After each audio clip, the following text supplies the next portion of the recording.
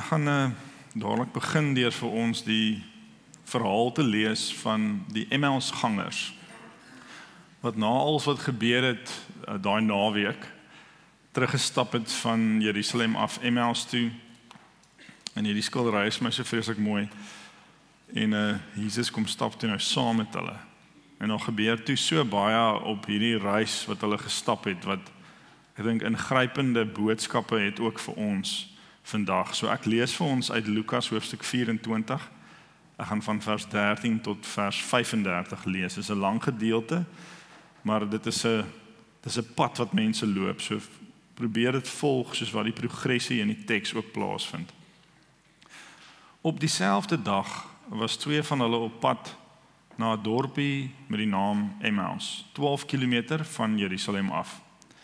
Hulle was in gesprek met mekaar oor al hierdie dinge wat gebeur het. Terwyl hulle so gesels en gedagtes wissel, het Jesus self nader gekom en met hulle saamgeloop, maar hulle oë is verhinder om hom te herken. Hy vra hulle toe: "Wat is dit wat julle so ernstig met mekaar loop en bespreek?"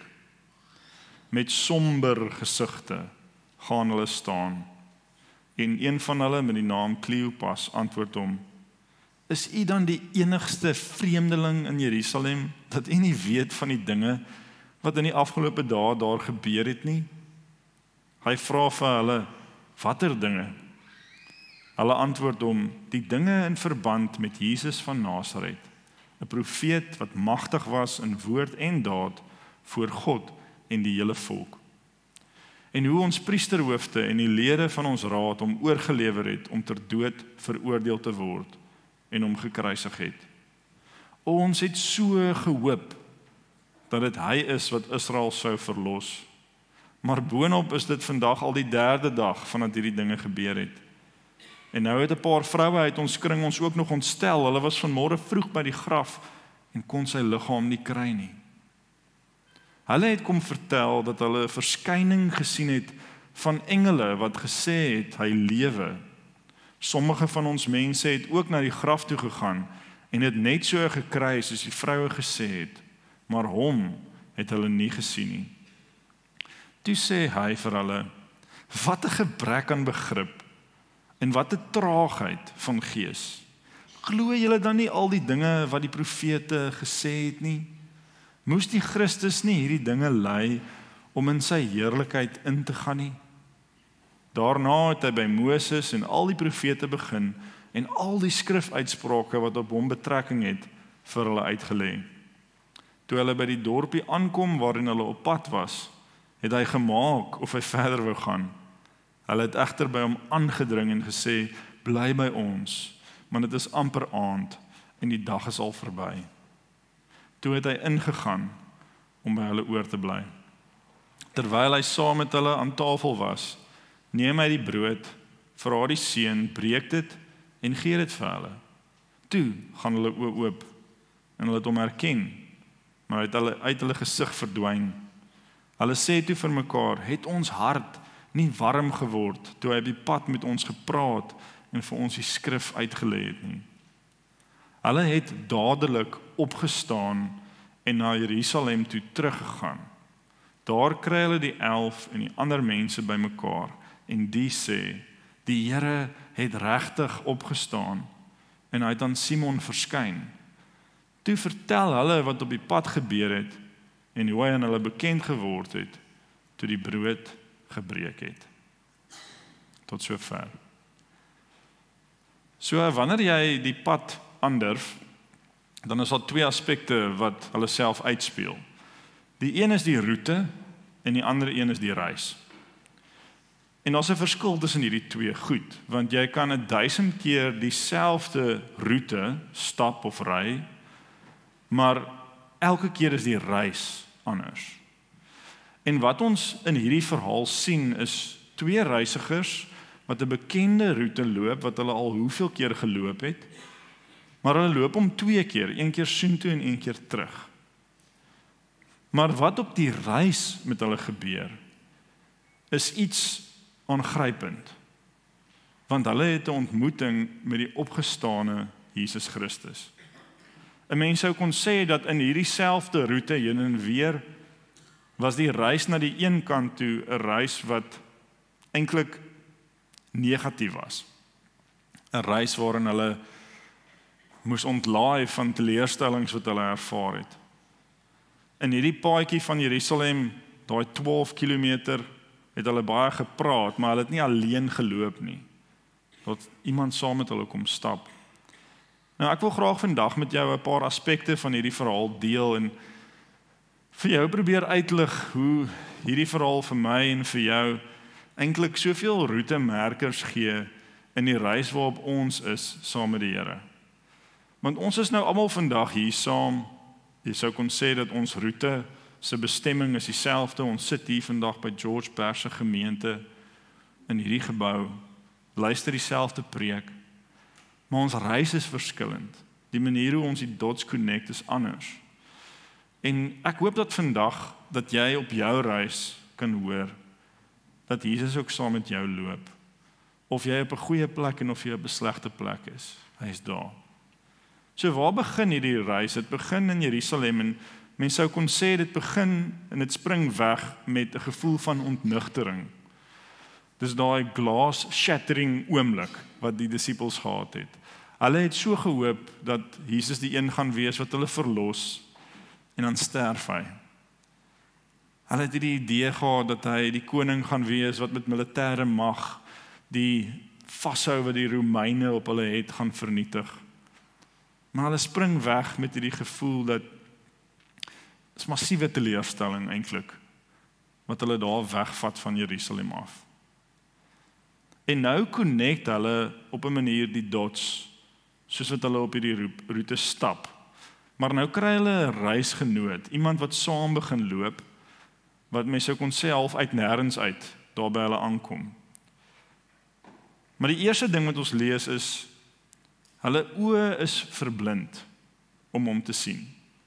So stel jou voor, hier is Jesus, maar hulle kan nie vir Jesus raak sien nie. Wat verblind ons oë dikwels om Jesus raak te sien? Ek dink in die Emmausgangers se geval, Kleopas en sy vriend, was dit miskien die trane van hartseer wat hulle nie kon keer nie. Miskien was dit daai gevoel van absolute teleurstelling, dat iets wat hulle so graag wou hê net nie plaasgevind het nie. Jy kry amper half hierdie idee van hoe hulle letterlik blind gemaak is deur hulle oë wat miskien seer gehuil is. En dalk is dit met jou ook so. Dat dit so dikwels gebeur dat hartseer en teleurstelling ons blind maak, dat ons net nie kan sien Jesus is eintlik daar nie. Hierdie lied wat ons gesing het, so mooi, even when I fail you, I know you love me. So selfs al is my oë blind, Jesus het ons lief, hy's daar. Die tweede manier hoe die dots connect vir die reisigers is dat hulle Jesus eintlik sien as 'n vreemdeling. Hulle vra vir hom, is jy die enigste vreemdeling in Jerusalem dat jy nie weet wat hier aangaan nie? Soos as jy dit in moderne Afrikaans sou sê, hoorie, waar was jy gewees, ou? Waar was jy die naweek? Wat het jy gaan doen? Dat jy weet jy nie wat gebeur het nie? En dan vertel hulle vir hom eintlik wat met hom gebeur het die naweek. Dit is interessant, né? Hulle verduidelik vir hom wat die naweek met hom gebeur het. So asof hy by een of ander rowwe bachelors was en nie kan onthou nie, né? Nou pak hulle dit vir Jesus uit en hy speel saam.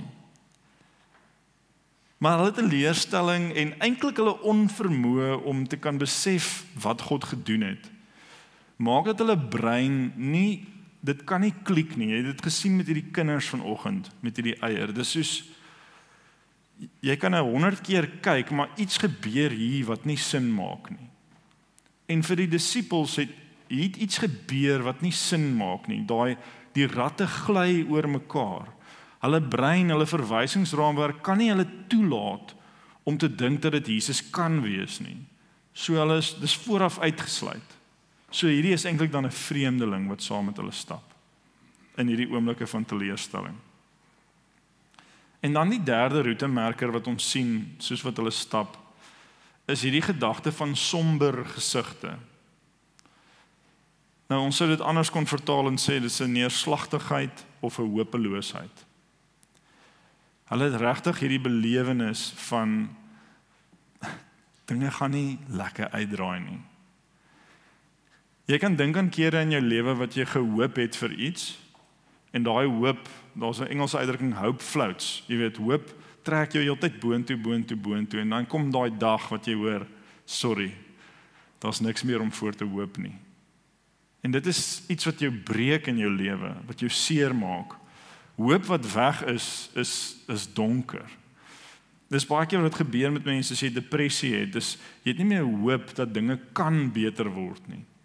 Die hoop dat iets kan beter word is ten minste iets wat jou in die gang kan hou. Maar vir hulle was dit die einde van die storie. En dis hulle reis dan van Jerusalem Emmaus toe. 'n Ontnigterende reis waarin hulle blind was vir Jesus, hom as 'n vreemdeling saam met hulle gehad het, hopeloos en somber. Maar wat baie interessant was, is dat Jesus hierdie paadjie saam met hulle gestap het. Hy het eintlik hulle gedagtes op 'n manier entertain. Ja, vertel vir my watter dinge. En dan is daar 'n draaipunt. 'n Ongelooflike moment in hierdie verhaal wat maak dat die reis terug Jerusalem toe heeltemal anders lyk as die pad wat hulle tot nou toe gestap het tot by Emmaus. En waar dit eintlik gebeur as ons lees in hierdie storie, dan sien ons dat op die pad, hy sê vir hulle, julle is traag, julle is stadig, julle is vaag, sien julle dit nie? Dan pak hy dit vir hulle uit. En hy verduidelik vir hulle 3 belangrike aspekte van wat moes gebeur. Hulle het gedink Jesus wat gesterf het, was 'n mislukking gewees. Ons het nou Vrydag gehoor, eintlik was dit 'n oorwinning gewees. So Jesus verduidelik dan vir hulle uit die Ou Testament, en ek wens so, dit sou seker te lank gewees het, maar ek wens so dat ons daai preek van Jesus kon sien hoe hy die tekste geïnterpreteer het. Ek het 'n dosent gehad op universiteit wat gesê het, jy weet, jy kan nie Jesus in die Ou Testament inlees nie. Maar dit lyk vir my of hy homself redelik daarin gelees het. En dan pak hy dit uit en dan wys hy dat daar's 3 goed wat moes gebeur. Hy moes ly, hy moes sterf en hy moes opstaan. En dan verbind dit die kolletjies op 'n ander manier vir hulle. Jy weet, dis amper daai, in 'n casino is daar daai slot machines, 7, 7, en dan die derde, en as die derde een ook 'n 7 is, dan kom al die, hoor ek nou, ek meen, ek nie, het ek al in flieks gesien, nee? Dan is dit die jackpot, so hierdie jackpot is lyding, dood en opstanding. En dan is dit asof daai 3 goed met mekaar connect, en iets gebeur dan met hulle en in hulle. Hoop herstel, harte transformeer, oë gaan oop. En wat so mooi is van die teks is dan, die roete terug is baie anders, maar die reis is eintlik al, die terugreis is eintlik al op 'n manier verby. Dit wat binne in hulle gebeur op die pad, eindig amper al na hulle interaksie met Jesus in Emmaus. Nou ek wil nou vir jou wys wat besonders is vir my van hierdie verhaal, is wat gebeur wanneer jy dan die opgestane Jesus ontmoet vir wie hy is. Op dieselfde roete, dieselfde omstandighede waarin jy nou is. Connect die dots anders in jou lewe as jy vir Jesus ken. So die eerste ding wat ons sien is, hulle sê vir mekaar, het ons harte nie warm geword toe hy vir ons al hierdie goed verduidelik het op die pad nie. Hierso is 2 ouens wat nou net somber gesigte gehad het, hopeloos was, wat getuig daarvan dat hulle harte warm geword het. Jy het sekerlik al daai ervaring gehad. Selfs in moeilike omstandighede is daar's iets wat gebeur binne in jou. 'n Mens sou kon sê dat dit geloof, hoop en liefde is. Nee, as ons na hierdie 3 goed kyk, geloof en vertroue in God, dat hy jou liefhet, dat hy daar is vir jou. Hoop in 'n toekoms, want enigiets is moontlik. As Jesus die dood kon oorwin en opstaan, sekerlik is enigiets dan moontlik.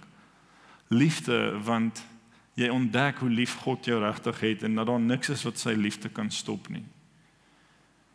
Die Griekse teks daar sê hulle harte was brandend. Dit was aan die brand gewees. Wat 'n ervaring. En dit is wat gebeur wanneer ons in konneksie leef met die opgestane Jesus. En dan die tweede roetemerker op hierdie reis is dat Jesus dan gaan van 'n vreemdeling na 'n gas, maar let op, ook 'n gasheer. Dit is verskriklik interessant hoe dit uitspeel. So op pad soontoe het hulle hom nie herken nie en hulle het gedink hy's 'n vreemdeling, maar nou nadat hulle harte warm geword het, is hulle soos asseblief kom bly by ons oor. So daar's hierdie gedagte van die uitnodiging om Jesus deel van jou lewe in jou intieme spasie te maak. Maar nou maak mens die fout om te dink as hy daar is, gaan jy nou hom bedien en jy gaan nou hom lei in jou huis. Maar nou lees ons dat hierdie gas, toe hulle gaan sit, vat hy die brood. Hy breek dit, hy seën dit, hy deel dit uit. Verbeel jy nooi mense vir ete en al die kos staan daar en die volgende oomblik begin een van jou gaste vir almal inskep, hande vat en die tafelgebed doen. Jy gaan dink, dit is 'n bietjie voorbarig, nee. Kom in my huis en ek wou nog 'n chop gehad het, nou besluit jy hoeveel chops ek moet eet. Jy vat nie 'n man se chops nie, dit is mos nie hoe dit werk nie. Jesus kom, hy word genooi, maar as hy eers in is, dan gaan hy wil dinge oorneem, hy wil leiding vat. Maar hy wil nie net leiding vat om vir jou te sê wat jy moet doen nie, hy wil gee, hy wil dien, hy wil herstel bring, hy wil seën. En so is my en jou pad van disippelskap, vriende. Jy dink nog die een dag, soos wat ons maar by die CSV geleer het, dat jy nooi Jesus in jou hart in. Maar as jy jouself weer vind, dan skuif hy al die meubels rond daar binne. Dis wat geloof doen, dis 'n verandering om hom die spasie te gee in jou huis, in jou lewe, dat hy die een is. En wat besonder is vir my, is dat Jesus Christus hou aan dien. Ons is sy disippels en ons volg hom en ons dien hom, maar kyk sy pad op aarde. Hy het nooit opgehou dien nie. Hy het nooit opgehou gee nie. Hoe gaan die opgestane Jesus wat deur sy gees in ons woon, nou ewe skielik 'n tiran wees wat 'n autokraat is, wat net vir ons opdragte gee? Nee. Steeds in ons seën hy ons, dien hy ons, gee hy vir ons. Maar ons moet hom laat lei. Ons moet hom laat voorvat. Ons moet hom laat inskep. En dan die volgende dot wat connect. En al die dinge lees ons in die teks. Dis pragtig hoe die teks homself so in 'n loop uitspeel. Is dat hulle oë geopen is. Waar hulle voorheen blind was vir Jesus se teenwoordigheid, is hulle oë nou oop. Let wel, Jesus was nie minder daar toe hulle oë verblind is nie. Hy was ook nie meer daar toe hulle oë oop gegaan het nie. Jesus was heeltyd daar. Maar hulle lewe en hulle ervaring is oopgesluit deur geloof in Christus wat gemaak het dat hulle hom kan sien. En nou word die lewe dan iets besonders, want in elke oomblik van elke dag, in interaksie met elke mens, op enige plek waar jy gaan, kan jy sien hoe Jesus werk. Kan jy sien wat hy doen en wie hy is, en kan jy deelneem daaraan. Oop oë. Dus op 'n manier kan 'n mens sê dat die klip wat weggerol is soos skille wat van ons oë afgeval het. Toe die graf nog toe was, kon ons nie sien wat God eintlik besig is om te doen nie. Maar toe die klip wegrol en die graf is oop, het ons oë saam daarmee oop gegaan. Aha, dis wat moes gebeur en dis wat werklik gebeur het. En nou julle, ons het altyd, toe ek op skool was, het mens nou in skynat geleer, daai was dit skynat, dis seker nou NWT, dat verplasing, as jy, dit maak nie saak wat die afstand is wat jy aflê nie, as jy weer terug eindig waar jy begin het, dan is jou verplasing 0. Jy het nêrens heen gegaan nie. Jy het nou maar basies, hierdie ouens het eintlik maar 'n maraton gehardloop, 'n halwe maraton gehardloop die dag, geëindig waar hulle begin het. So hulle het eintlik in afstandterme niks om te wys vir die reis nie. Hulle het net 'n loop geloop. Maar die reis was 'n transformerende reis. En dit eindig dan waar hierdie ontnigter, en ek meen hulle spring die oggend weg ontnigter.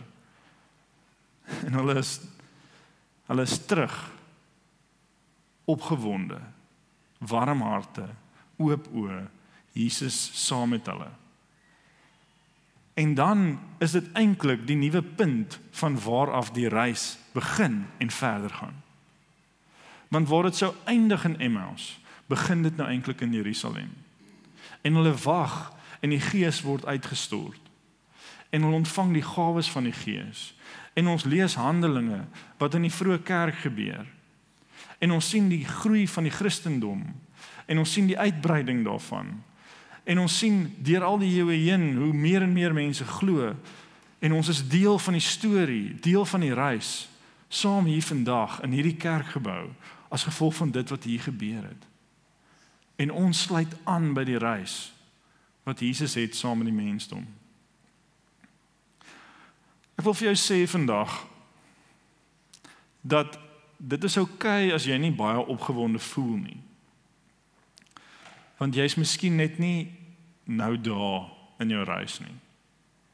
Want onthou, dit gaan nie oor slegs 'n progressie nie, dit gaan oor die manier hoe God binne in elkeen van ons werk. Miskien voel jy blind, God voel vreemd, en jou hart is af. Wat ek vandag vir jou dan wil sê is, die goeie nuus is, dit maak nie dat Jesus minder by jou is nie. Dit maak nie dat hy jou minder lief het nie. En dit maak nie dat hy minder vir jou wil gee en gaan doen in jou lewe nie. En weet jy wat ek ook vir jou wil sê is, dit gaan draai. Want Jesus leef. As jy jouself bevind op 'n plek waar jou hart warm is, waar jy Christus ingenooi het en hom laat lei, waar jou oë oop is so wat om jou aangaan en jy is opgewonde, dan wil ek vir jou sê, moet dit nie by jou laat stop nie. Dan wil ek vir jou sê dat sending en gestuurd wees, maar net 'n volgende punt is, dit eindig nie daar nie. Dis die begin. Miskien om te eindig met 'n gedagte vandag. 'n Mens sou kon sê dat die Emmausgangers begin het met die gedagte God is nowhere. God's nêrens. Maar met 'n klein verandering, iets wat gebeur het hulle perspektief verander om te sê God is now here. En dit is wat die kruis en die opstanding van Jesus vir ons gedoen het. Die gevoel dat God nêrens is, word verander om te kan besef dat hy nou hier is. En ek wil vir jou sê vandag, geniet die reis. Amen. Here, baie dankie dat ons deel kan wees van hierdie pad wat U saam met ons loop. En dat U op hierdie genadige, sagmoedige manier is nie opdringerig en forceer Uself in hierdie gesprekke in nie. Is daar en vra en is eintlik op 'n manier besig om met hulle jokes te maak, Here. Dankie dat ons deel kan wees van U karakter op daardie manier. Dat ons saam die pad kan loop. En ek bid vir elkeen hier vanoggend, ook die wat in hulle harte miskien te neergedruk voel, laag, dat dinge moeilik is. Mag Here, dat U net ietsie sal wys van U is hier, U is naby. Here Jesus, U die dood oorwin en ons aanbid U vandag. U is ons koning, seun van God. U heers tot in alle ewigheid. Ons nooi U uit, Here. Kom woon in ons, werk in ons, lei ons. Ons wil U volg. Amen.